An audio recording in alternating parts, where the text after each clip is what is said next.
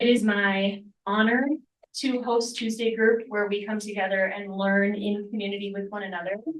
And I trust this group of people to be very, as you always are in your etiquette, respectful in how we engage with one another in this process. And I'm going to let the members of the Ely-Palestine Solidarity Group who are here to present today introduce themselves individually. But again, I do want to welcome the member of the Ely-Palestine Solidarity Group to give their presentation. Join me in applauding them.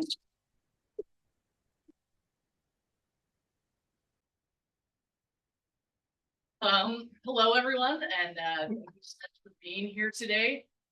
We're each going to share our names and a little bit about how we've been connected in this group once we all present. But to start, my name is Rachel. Been in Ely for about 10 years now, and after October 7th of last year, my partner is super into history, and he has a deep historical knowledge that I do not. And so I felt really inspired to be learning more about the history of this conflict that I didn't have a knowledge of and an understanding of. And learning more and more about that history has really propelled me to try to find a way to be engaged and to keep learning.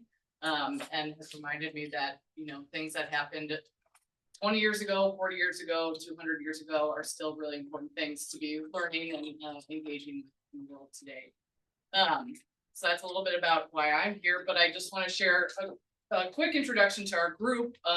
This group, hold the mic. Thank you. Okay, thank you, Lacey. Couldn't do anything without you here. But we are a group of people that last February decided to get together in person. There have been a lot of text messages exchanged or Instagram messages back and forth of kind of what's happening in the world, how do we gather in Ely and learn more about this issue and support and create a safe space for each other.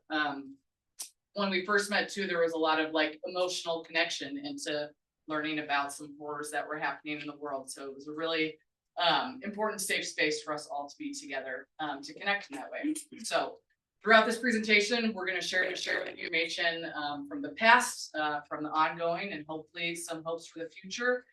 We also have a massive resource library out there, so please afterwards engage with all the resources we have out there, including some frequently asked questions. There's a sheet with just really basic information and a QR code on the back to a link of a ton of information. So we don't want you to leave here without information if you would like it. But from there, I'm going to pass it off to you.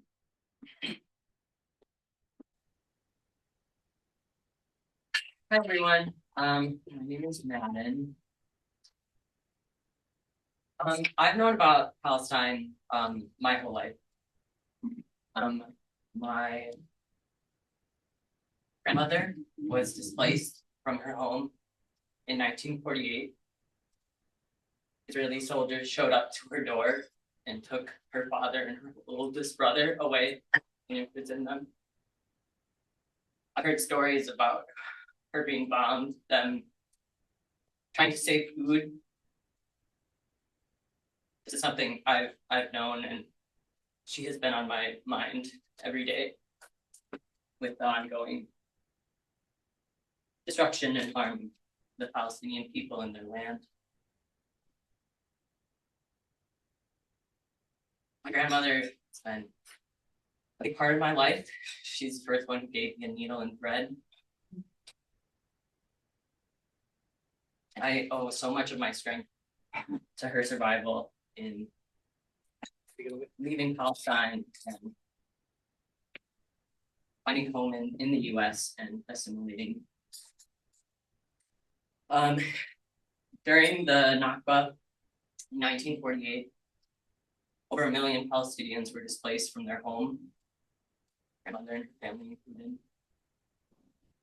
And what is happening today is so much worse than then.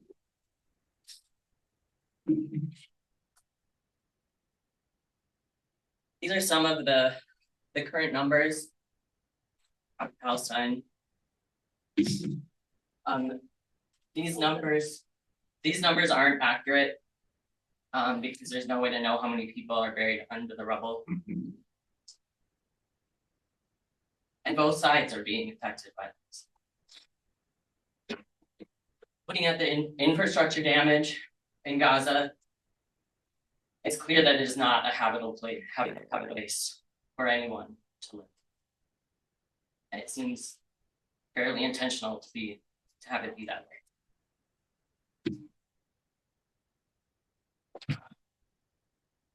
Population in Gaza is around 2.3 million people. 1.9 million of those people are displaced from their homes. 96% of those people are facing severe lack of resources to food, and many people are facing starvation.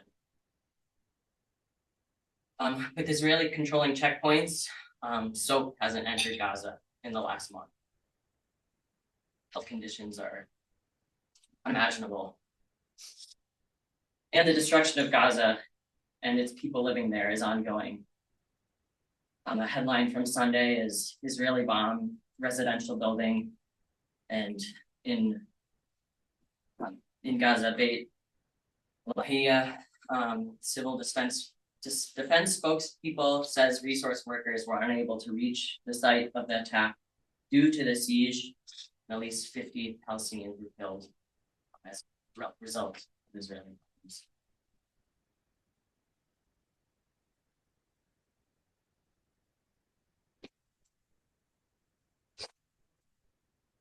Hi, I'm Noelle. Briefly, before I came to this group, I was affected by, I knew a little bit about Palestine and issues, but I didn't know a lot, and I was affected by some of the devastation, the impunity, and I wanted to learn more and take action. I found this group, which helped me do some of the action and also support platform to release and grieve and support others as well.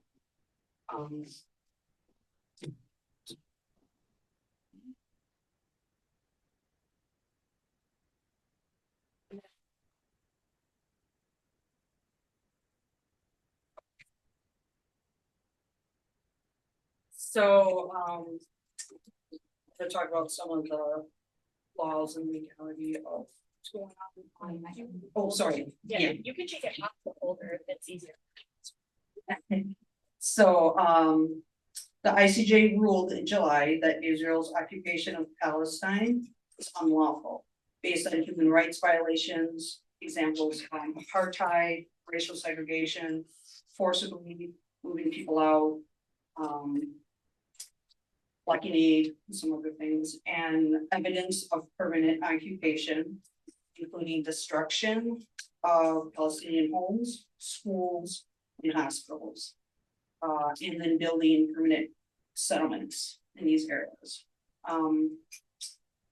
Basically violating Jews' cogens.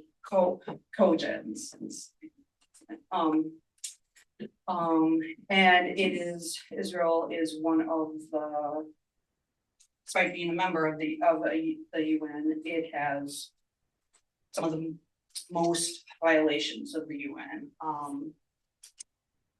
And the UN Special Committee finds that Israel war tactics in Gaza was consistent to genocide. The last update, and then this includes using starvation as a weapon of war, and withholding and blocking aid. Israel's committed some of the most record-breaking violations on the UN itself.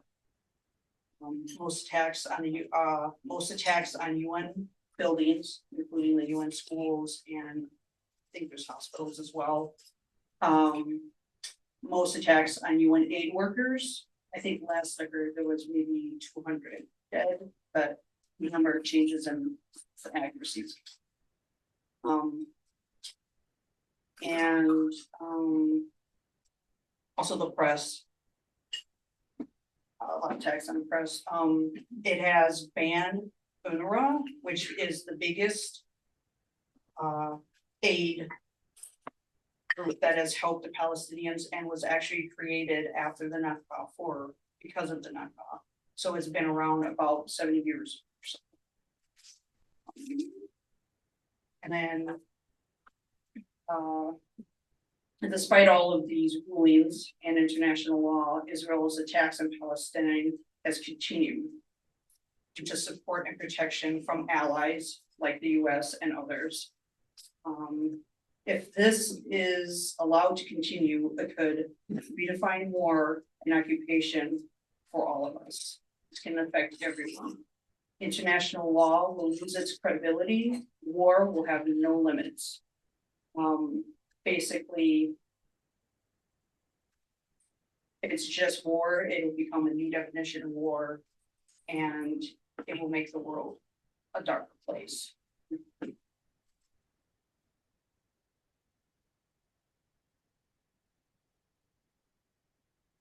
Greetings, I'm Lisa. I've lived in Ely since about 2011.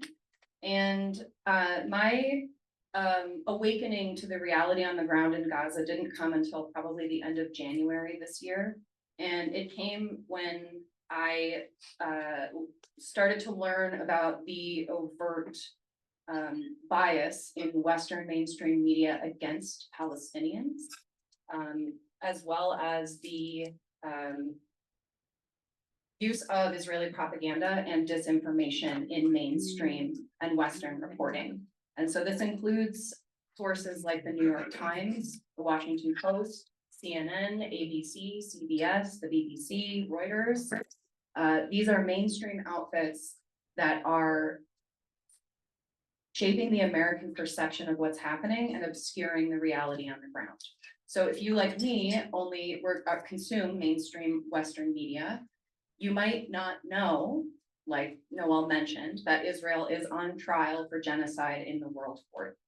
You might also not know that Israel holds the world record for murder of journalists, aid workers, UN officials, and healthcare workers. You wouldn't hear the genocidal intent coming from the Israeli president and prime minister and cabinet ministers and military commanders and Israeli citizens. You probably would still believe the completely fabricated story that Hamas beheaded 40 Israeli babies on October 7th. And you would be unaware that Palestinian babies have and continue to actually be beheaded by the bombardments in Gaza. You also wouldn't know about the Israeli torture camps and systematic rape of Palestinians being held largely without charge in these detainment centers.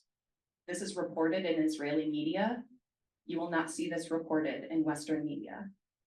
You might also still believe the unsubstantiated claims of systemic sexual violence and mass rape by Hamas on October 7th. I'd like to take the next few minutes to use the New York Times as a case study to understand the role of Western media in what is known as manufacturing support or consent for genocide. The New York Times, being obviously one of the oldest and most respected publications in the United States, it's our paper of record, has immense influence on Americans' perceptions and understanding of this issue. This story in particular, Screams Without Words, Sexual Violence on October 7th. This was a cover story in December 2023. This was written by Anat Schwartz, who is not a journalist, but a filmmaker. This Anat Schwartz is also used to have work for and have ties with Israeli intelligence. This story has been highly scrutinized by independent media outfits like The Intercept and other independent sources like Gray Zone and Electronic Intifada, who are actually reporting on what's happening in Gaza. And over and over, the claims that are made in this article, which was widely spread, circulated all kinds of outlets across the United States, and I would say had a huge influence in people's perceptions of what was happening. None of the claims in this article of mass rape of Israelis have been substantiated. And the testimony of the witnesses in the articles have been discredited. So there's a lot of information about this that folks can dive in more specifically, but this story has not been retracted. The New York Times has not retracted a story that is based entirely on unsubstantiated claims and no evidence. This is not journalism, this is propaganda. So this fools people, it obscures the story, it makes it easier for Israel to justify its actions as self-defense in the eyes of the United States public. So looking at various media, independent media outlets like The Intercept and other coalitions, for example, the coalition of writers and editors known as the Writers Against the War on Gaza, WarWAG, have attempted to quantify this bias against Palestinians in US media. And they've done this by having data scientists scrape thousands and thousands of articles that have been written. We're just going to use New York Times as an example here, but the same type of investigations have been done in other mainstream outlets like the BBC, like the Washington Post, like at the LA Times, and have found similar results as to this bias. And so this, by analyzing the syntax and word use in these thousands of articles that have been written on the war on Gaza since October 7th, a couple of things have been discovered. One is the overt disproportionate coverage of, for example, the Times mentioning Israel and Israelis more than any others in the coverage each week since October 7th. So you can see in October, more than 2,000 mentions per week of Israel or Israelis. And that is compared to somewhere between about 600 and 900 mentions of Gaza, Gazans, Hamas, Palestinians. This has consequences on what Americans understand as to what's going on. When they're hearing the Israeli perspective and not hearing the Palestinian perspective, as a poll that was taken in March showed, more than half of the Americans who were polled could not correctly identify whether more Israelis or Palestinians had been killed at that point. And this came at a time where the death toll in Gaza surpassed 25 times the Israeli death toll. So people could not correctly identify at a time when there were more than 30,000 Palestinians, as compared to, and not diminishing, around 2,000 Israeli deaths. More than half people in America polled did not know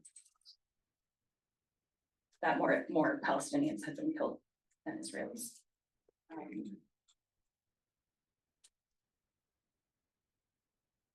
Another example is the disparity in sources. The Times quoted Israeli and American sources more than 3 times as often as Palestinian ones, and in particular, use Israeli and American officials' quotes outnumbering Palestinians 9-1. Taking official statements and not corroborating with independent sources on the ground is not ethical journalism. Palestinian voices aren't being heard. The last example I'd like to give is the passive voice versus the active voice. The Times uses the passive voice to describe Palestinians 1.7 times more often than when describing Israelis. These headlines, there are thousands of them, and people have done this work to highlight these overt biases. They're misleading by design.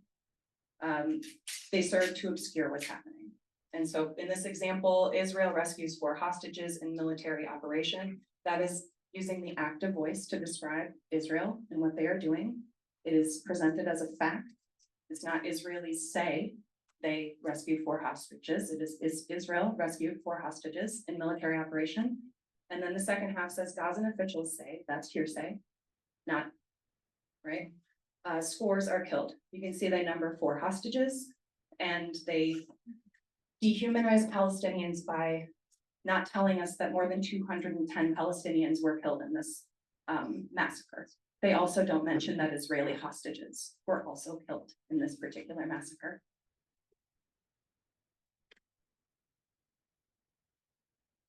I'm gonna give one more example headline from the Times. The headline is "Questions Swirl After Deadly Strike Targeting Hamas Commander."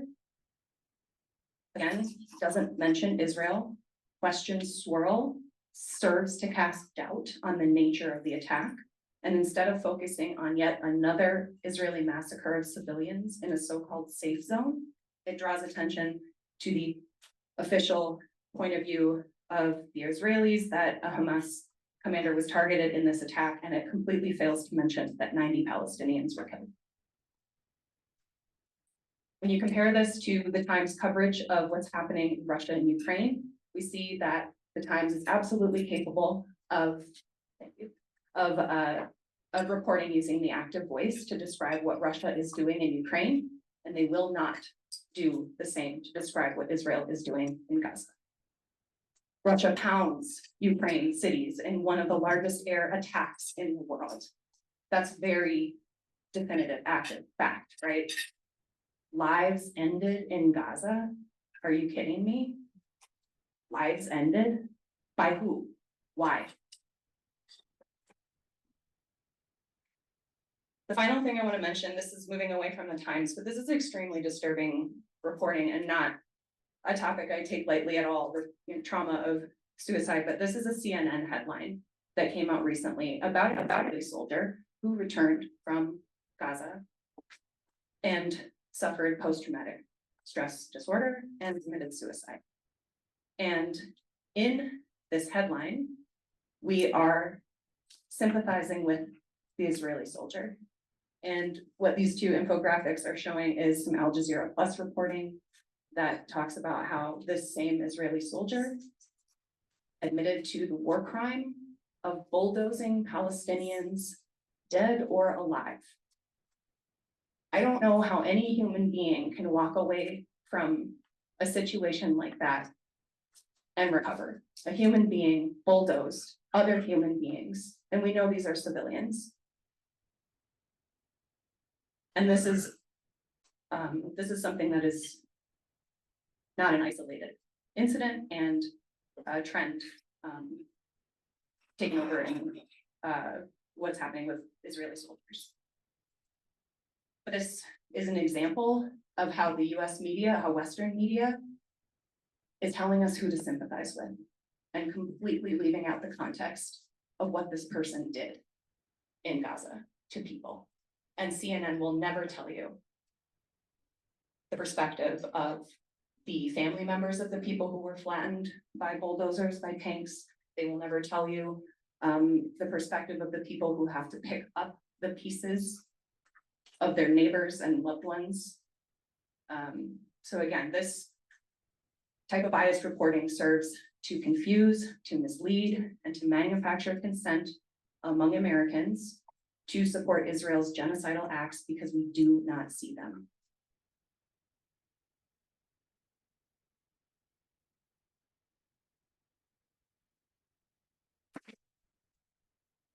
You don't know what you don't know. My name is Brenna. I lived in Ely for about 2 years. I saw the news on October 7th last year and thought I don't know enough about the situation to say anything. So I began to do my own research, came across this group and joined after seeing Israelism at the State Theater. But as I did my own research, I realized that the more that I learned, the clearer it became that the US and all its taxpayers were supporting Israel's destruction of Palestine. Therefore, the hard-earned money that I make from working here at the Grand Ely Lodge goes directly to death machines. And let's be clear, Israel is the biggest recipient of US military aid in history, getting $251.2 billion in inflation-adjusted dollars since 1959. According to a 2024 report by Brown University's Cost of War Project, the United States has spent a record of at least $17.9 billion on military aid to Israel since this time last year. $17.9 billion in a year. I honestly can't even imagine this amount of money. Going as up, 3 things cost me $100. So how exactly are our taxpayer dollars being spent in Israel? Our money buys devices that inflict mass destruction. Here are 6 examples of US weapons used on innocent Palestinians. Only 2 months ago, the BBC reported that the Biden administration had approved $20 billion of weapon sales to Israel. They compromised an $18.8 billion package for up to 50 F-151A jets and upgrade kits for 25 F-151 aircraft that Israel already has. An unspecified number of 8-ton cargo trucks worth $583 million. 30 medium-range air-to-air missiles for $102 million. And 50,000 120-millimeter mortar rounds for $61 million. What damage can these weapons cause? The following series of photos depict the aftermath of Israel's war crimes after a 2,000-pound bomb was dropped in Jabalia refugee camp in north of Gaza, October 31st, 2023. Survivors share eyewitness testimony. Let us all take a moment of silence to bear witness for the rest of this photo set.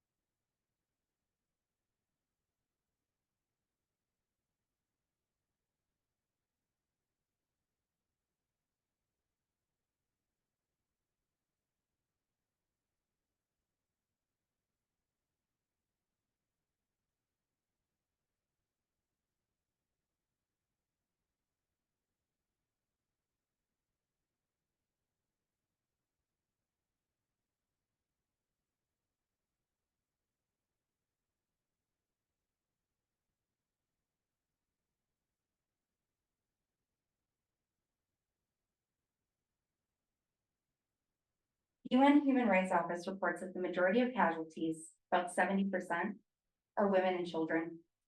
Overall, 44% of the victims were children, with the biggest single category aged 5 to 9, followed by those aged 10 to 14, and then those aged up to and including 4. 44%. In July and October 2024, 99 American physicians signed an urgent letter to President Biden and VP Harris describing their firsthand accounts with the massive human toll from Israel's attacks on Gaza. The letter we have at the resource station in the back, so please feel free to check it out. But the letter pleads for our government to enact a ceasefire in Gaza by simply stopping arms shipments to Israel. Here are the conditions that these healthcare professionals witnessed and experienced: lack of access to clean water, compounding the spread of these preventable diseases and worsening the health crisis. Malnourished, pregnant women undergoing C-sections and without anesthesia or pain medications. Hospitals under direct attack by the Israeli military and starved of supplies. Newborns dying of malnutrition and dehydration because their mothers are too malnourished to breastfeed. Formula is unavailable and clean water doesn't exist. Palestinian healthcare workers murdered, disappeared, detained, abused, and tortured. Epidemics of diarrheal, respiratory, and skin diseases raging, especially amongst Gaza's children. Israeli soldiers shooting young children in the head and chest on a daily basis. And of course, a death toll far higher than what is reported. If you hear all this and you're saying, I don't think we should send weapons to Israel anymore, so you're not alone. The majority of Americans agree that the US should stop sending Israel weapons. And believe it or not, some politicians agree too.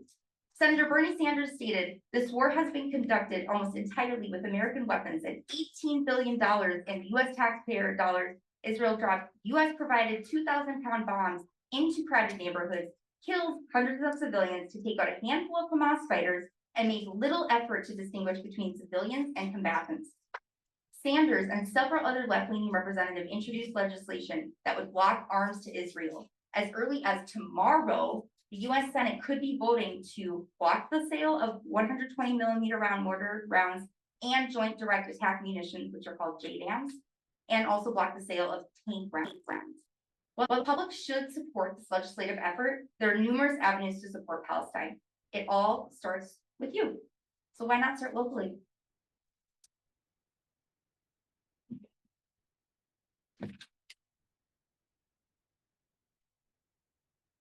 Hello, my name is Emmy, and I am feeling really amazed to look out at this group of people right now and how many people showed up here today to learn and engage with this issue. And I just want to say thank you for being here to start.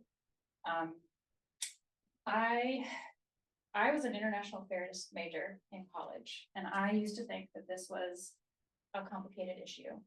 And while there are many things to learn about this issue, since October 7th, I've learned a lot about how that idea that this is so complicated has prevented me and many people from seeing it for what it is. And after October 7th, for me, a big learning avenue was through social media and seeing live. This is called one of the first live streamed genocides. There are others happening currently in our world today in Sudan and Congo as well, and I don't negate that that's happening as well. But for me, seeing this on my phone through Instagram every day was an experience I was absolutely not ready emotionally and cognitively to understand what was happening. And so I did a lot of learning. The more I saw, the more I needed to understand, how can this be happening? How is this what's going on right now? And the more that I learned, the more overwhelmed I became. You all might be feeling overwhelmed right now, depending on where you are with this issue. Maybe you've been seeing these images for a long time. Maybe some of this is really new information for you. This is overwhelming to see this amount of death and destruction, to see children being killed, being slaughtered in these numbers. Any human being heart is going to be moved by that.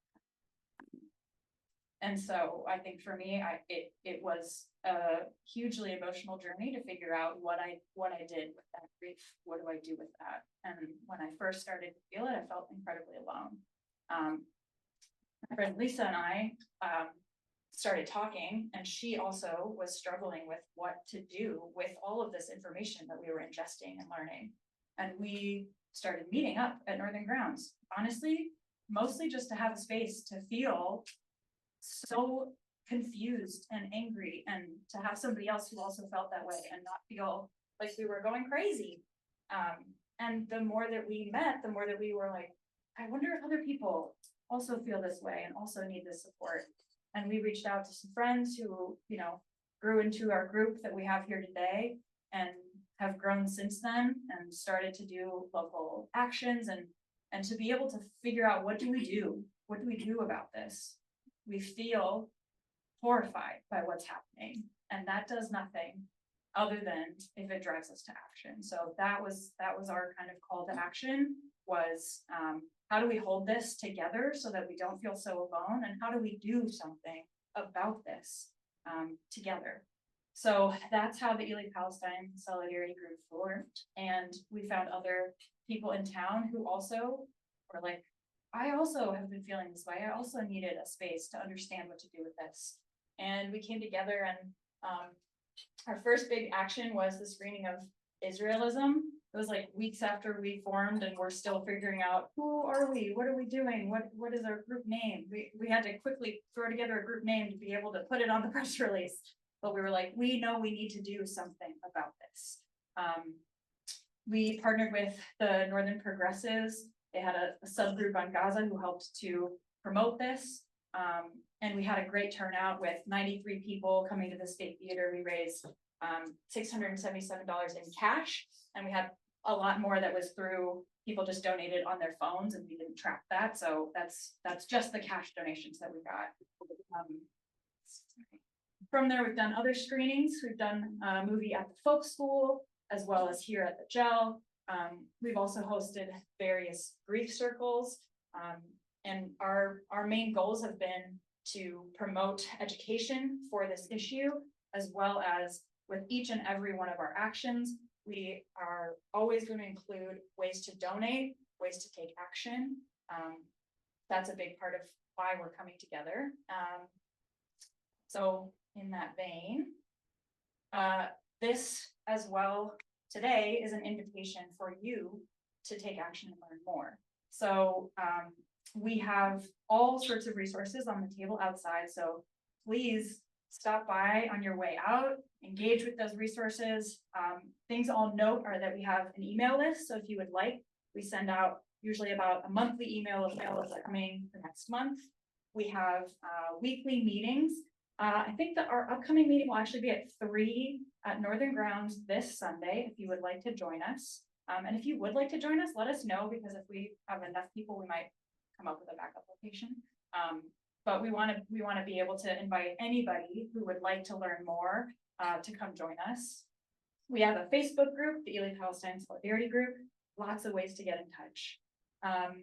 We plan to host more movie screenings. That's been really a wonderful way to get people involved and to learn more, as well as to highlight Palestinian voices, because as much as we have a ton of information, it's important to us that we are not centering ourselves as much as we're sharing our story, so that you can understand, you know, who we are and you can engage with us. But our goal is to engage with the people who are telling their own stories as well.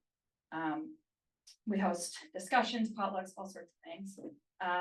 We're also looking at hosting some guest speakers, so tune in. We'll hope to do something similar to this, but again, with people with more connection and lived experience as well, and increasing partnerships and collaboration. So if you have another activism group in town or other connections, like, we're trying to grow and expand our impact here in Ely.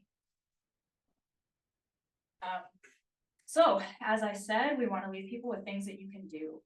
We just told you a lot of information, and we want you to leave with an understanding that you are not powerless.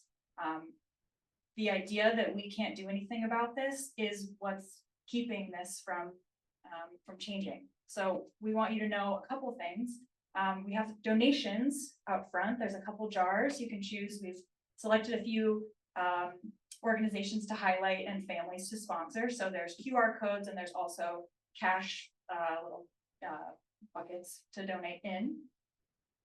Brenna mentioned one, there are 2 bills coming up tomorrow. So today is a great day to call. One is, as she mentioned, Bernie Sanders, along with another number of other senators, have put forth a bill that would block an upcoming aid package to Israel for the tune of around $20 billion over time. So they are trying to block that from happening and saying, we do not want to send more money to Israel. We want an arms embargo now. So if we call our senators and let them know that we support that arms embargo, that is helpful to making sure that that will pass.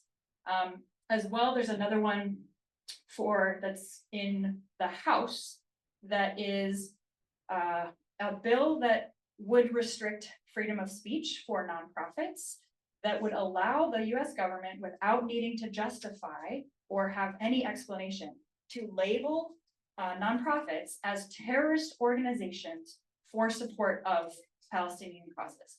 This is not limited to the Palestinian cause. If the US government is allowed to label, without needing any justification, a nonprofit as a terrorist organization, that is, as you can understand, I imagine, incredibly dangerous to freedom of speech.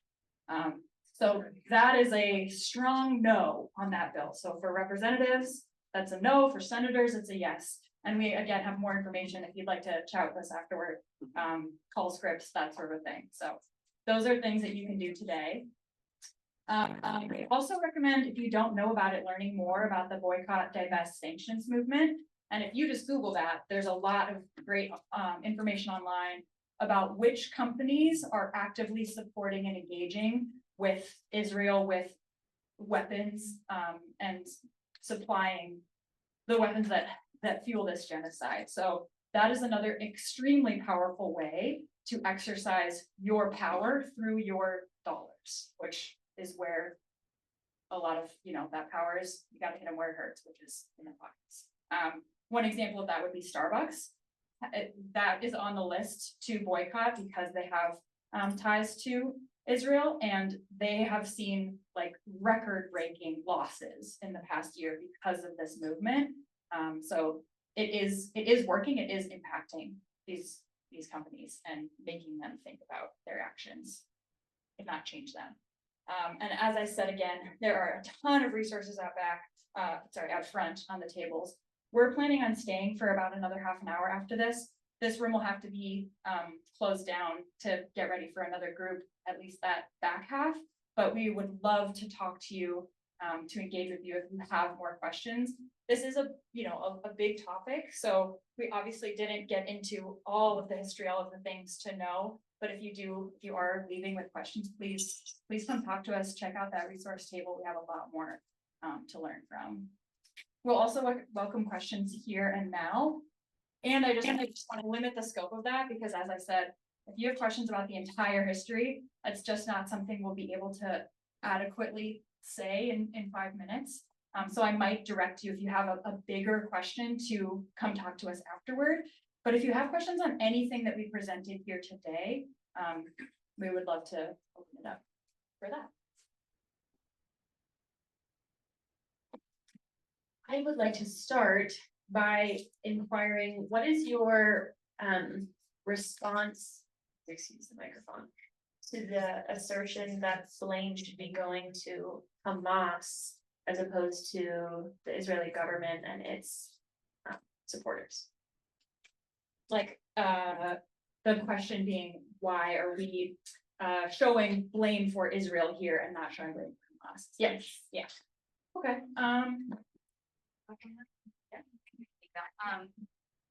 So Hamas is what, as Lisa mentioned with the media, everybody's heard of Hamas.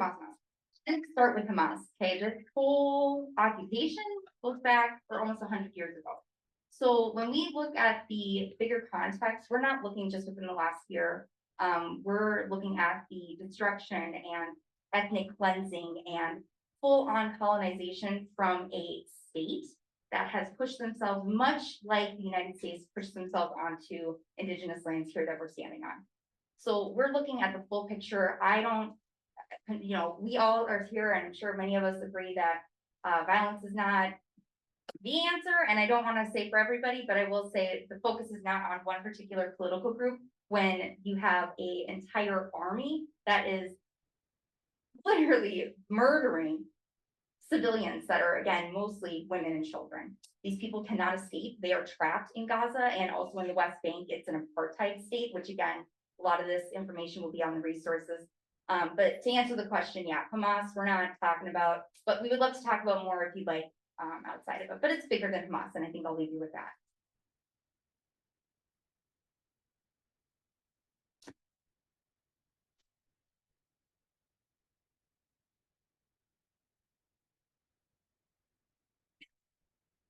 Thanks, thank you so much. You have done the most amazing work. Wow, what 6 people can do. Amazing.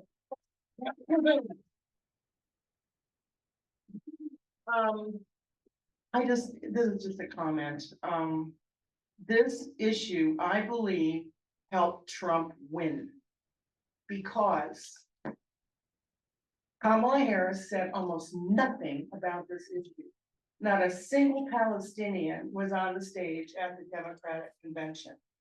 And lots of people, I'm sure a lot of people who love Palestine probably voted down ticket, but they did not vote for Kamala, or they voted for Jill Stein or somebody else. this made a big difference in our country. And we're gonna see the result of it.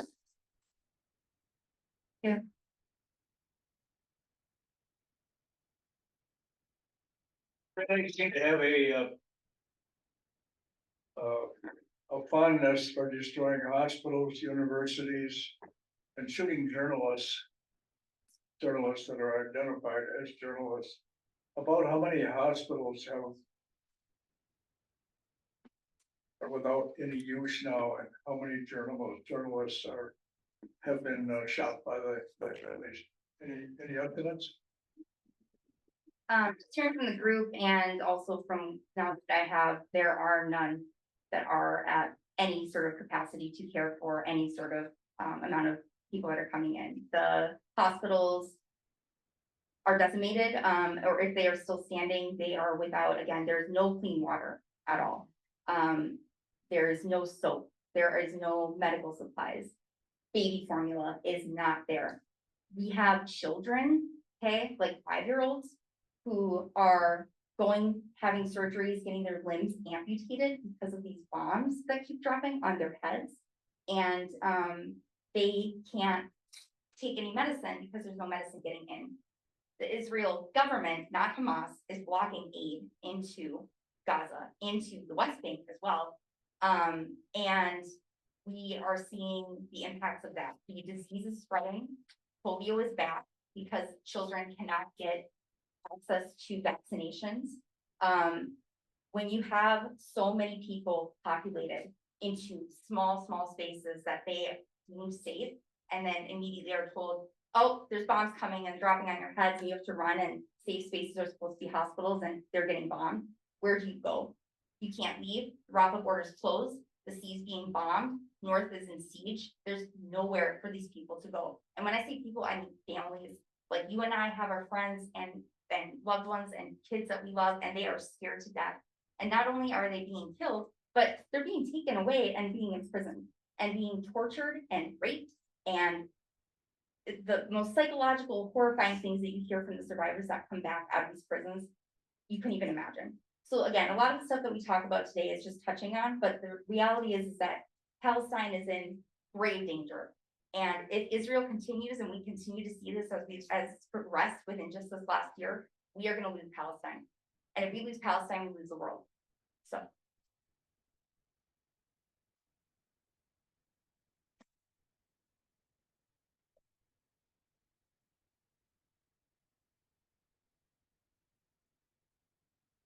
Any other questions?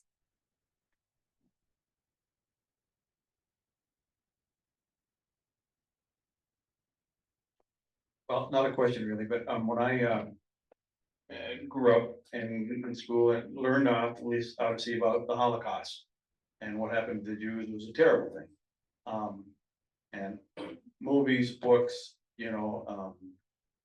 obviously genocide. But then the education stopped. Well, I heard Israel got a state. Wow, fantastic. They got a place where Jews can go and be safe. But I never heard that they displaced. I've heard 750,000 or 1 million Palestinians. The movies we saw earlier from you guys, Israelis weren't taught this in school. They weren't taught that what happened to Palestinians in order for the Israelis to have a state. So obviously it's education. I think a lot of people now, they're just hearing about Hamas, like you're saying, but this is not Hamas. This goes back way, a lot of it after World War II, but even before that. In our schools, I never learned that. It just wasn't brought up. Israel was, Jews were killed. They got their state, fantastic. Now they're trying to drive the Jews into the sea. Well, that's the only thing we heard. We didn't hear the whole story. Yeah, Steve, I think that's a great point to talk on because, yeah, what we talked about here, you don't know what you don't know, right? But now you do. You just listen to a whole bunch of information and to talk on Steve's point too, when you're talking about Israel becoming a state, and you're talking about Jewish people who were looking for a homeland and they found it in Palestine, that's Zionism. So we have a word for that, and that is the belief that Jewish people deserve a homeland on Palestine. And that belief extends not only to Jewish people, but also there are Christian Zionists, bunch of different Zionists. There's information about Zionism back on the graph there. But again, yeah, that is the word that we use. When you look into Zionists, that is not similar and should not be conflated with Judaism. Judaism and Zionism are not the same thing. You can be Jewish, and there are Jewish people activists, Jewish Voices for Peace is a big one. They're a group that just says, hey, we're Jewish and we're proud, and we believe that Palestine should be free. So there are people that are, using, they want you to believe that by you saying free Palestine, that means that you're anti-Semitic. They want you to think that you're doing a bad thing. You don't want to be conflated. That scares people. So that makes you not want to look into this information. You don't want to say anything. You don't want to talk to your friends and coworkers about this stuff because you don't know enough. Well, now you do. You can go in, you can learn about this and tell them, hey, you know what? I just as much don't think that it was right for Hamas to have 1,200 people murdered, but also there's over 42,000, possibly even 200,000 plus people right now murdered country. We got maps and stuff, resources. I know I'm talking a lot, but hopefully that touches in Zionism and anti-Semitism, and a bunch of those terminologies are on the back of the board. We'd love to talk to you about them, what they mean. I want to thank you guys for your courage for standing up. You have more of a backbone, a more moral standing than many of our legislators and public journalists. Thank you. Thanks, Erica. I did physical therapy and at the hospital, so my back's strong. Are there any other questions or comments? As a former Christian, I hear so much about I stand with Israel. I hear so much about that from my Christian friends. And I just wonder, this maybe isn't a question, but I just wonder how can Christian people stand with Israel and watch this happen? I was born in a very warm and loving Christian household. I got away from it for lots of reasons, but I just don't understand. This is not a loving God. This is not love. So my question is to devout Christians, if any of you stand with Israel on this issue, how? I just don't get it. Are questions like that discussed at Ely-Palestine Solidarity Group gatherings? Yeah, we want to open up space. I think people have a lot of questions just like that. Like a lot of how is this happening? What are the connections? What is the root of this? And so those are things that we would love to hold space for and to explore together. We also we had various levels of knowledge coming into this. We have all been deeply learning about this. So we have been learning together, and that's been a big goal of our group, is shared space for learning. I would say one resource I could turn you on to right away is the film Israelism. That's a great place to start for a little bit of the background of how the idea of Israel and support for Israel has been truly indoctrinated in the US specifically. And then also we have a ton of resources and people who are asking very similar questions. So yes, we would love to be a space for people to explore if you are left with questions like that. Absolutely. Yeah. I also just want to say that if you are a person who is in contact with others who have no idea what's going on or have these, perceptions, beliefs, opinions, this is our job, right? It's our job to be the voice for those whose voices are being hidden, obscured, talked over. And so that's one thing that when I was really waking up to what was going on was hearing people say, you don't know who is waiting to hear your voice talk about this issue, right? Because we can hear it from independent, you can follow dozens and dozens and dozens of Palestinian journalists who are on the ground doing the work. You can follow healthcare workers who are in Gaza. You can follow and listen to and take in this information from independent media. But it is our connections with each other that is what's actually gonna move the needle on making a difference in how we treat and understand this issue. So that's what I would say too, is if you can't understand why your friends believe what they believe, or they're just not seeing what's happening, don't underestimate the power of your voice talking to these people.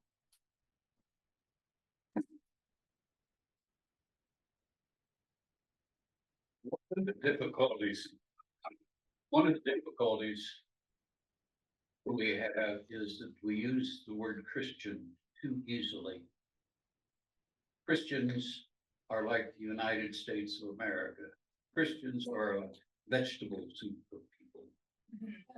And those who are on the far, far right welcome Israel because in their theology, they believe Israel has to exist in order for Christ to return, like in Revelation, with all of the turmoil and killings and hurts. And that is where a lot of that comes from.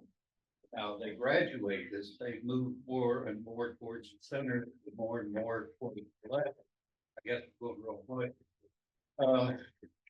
It isn't as strong.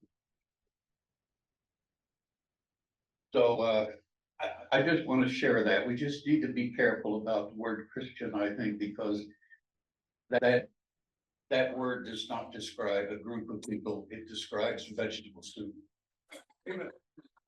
I would say too, no matter your religion, doesn't, you can look at what's going on, and it doesn't matter where you come from. I think everybody can see what's happening, and yeah, take it as you will, but no faith should be in favor of killing anybody. Okay, as an American Jew, I want to salute you for what you're doing and support you totally. I greatly appreciate that it's so easy in this discussion to stray over the line into anti-Semitism, and you haven't done that. And I appreciate you doing that. I do want to issue you several cautions. Conflating Zionism, the idea that you have a homeland in Israel, with the genocide that the Israeli state is committing in Gaza, gets you into trouble. Well, that's kind of the point. Don't do that, okay? I would stop calling, what you said almost went there, okay? Zionism is the belief of homeland in Israel. Many Zionists are horrified by the genocide taking place. So be careful with that. Two other words you want to be careful with is referring to Israel and Israelis. Better off to refer to the IDF and Israeli Defense Forces and the Israeli government. Okay, that'll keep it clearer of that line and not put off some of the people you're trying to reach. 100%, thank you. Finally, as a Jew, I know that the American government holds the purse strings and has held the purse strings for 40 years, or however many years it is. We want this to end. The American government simply got to cut off the money. If we cut them off tomorrow and said, stop this, it would stop. Thank you. I just want to speak a word for doctors about medicine. Because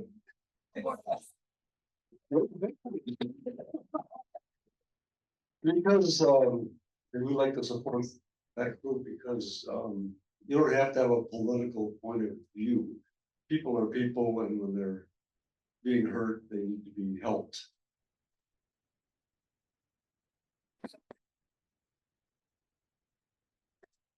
Hi, everybody. My name is Claire. I'm also Jewish and so appreciated what you said.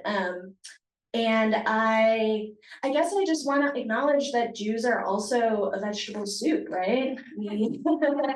There's a lot of different kinds of Jews out there, and we all have our unique perspectives. And I do identify as a Jewish anti-Zionist, and there are a lot of Jewish anti-Zionists.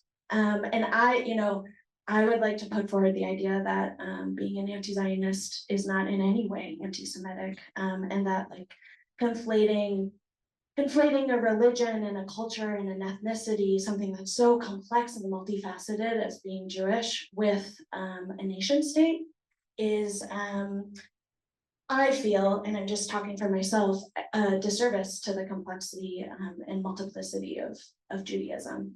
And I'm just so grateful for a space like this to talk about all of these complexities. And I would love to talk to you and anybody else was curious to dig into that more afterwards.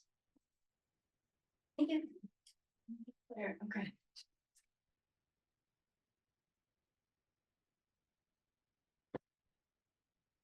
All right, this sounds like a pretty dumb question, but I've been thinking about this every time I talk to my son about this. He says, Israel is a democracy. Netanyahu was elected. All right, can I say our Palestinians are in Israel? I mean, can they vote? Yeah, that's a great question. There is a line coded that Israel is the only democracy in the Middle East. I would say that greatly overlooks that it is an active apartheid state and that Palestinian people do not have the same rights as Israeli people. So, for instance, there are many checkpoints that were mentioned. There are different forms of identification that let people know where you can and can't go. There are also like literally highways and areas that people are not allowed to go if they hold a card that says that they are Palestinian. And this is, again, on land that has been Palestinian and was Palestinian for centuries. And now they do not have literally a right to go to their own home that has been taken from them. So it again, that is a talking point, but it overlooks a great amount of history of Palestinian people being removed from their land, stripped of their rights, actively today second-class citizens in Israel under the laws that govern what is called a democracy, but does not have equal rights based on ethnic identity and religious identity. If somebody in this room who was Jewish moved to Israel today, you would have more rights than a Palestinian person who has family from centuries living there. So that to me, that is not a democracy. And I think by definition of democracy, that's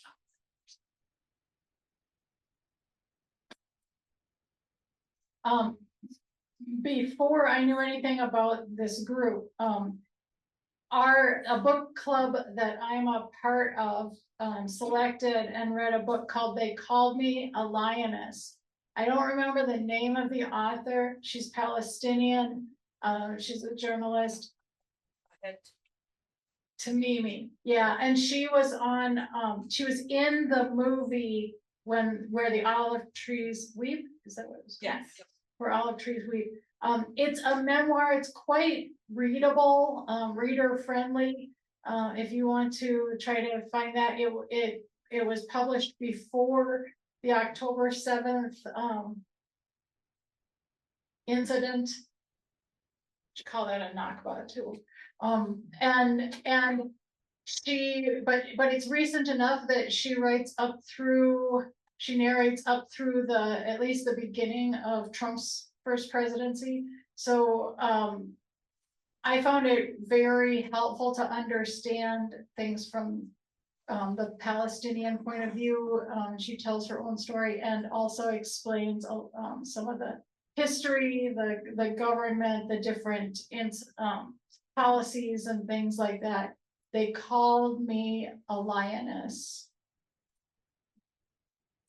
All right, we'll have our last question or comment here. All right, you haven't mentioned anything, or I haven't heard anything about the the West Bank issue. I wonder if you'd touch on that, and maybe touch on the Jewish settlements in the West Bank. Netanyahu says he wants those, so. I would just say. Last I've heard at, there are violence things happening, settler violence and other things happening. I think they said, I'm sure if it's 4 or 5 million about Palestinians have been killed.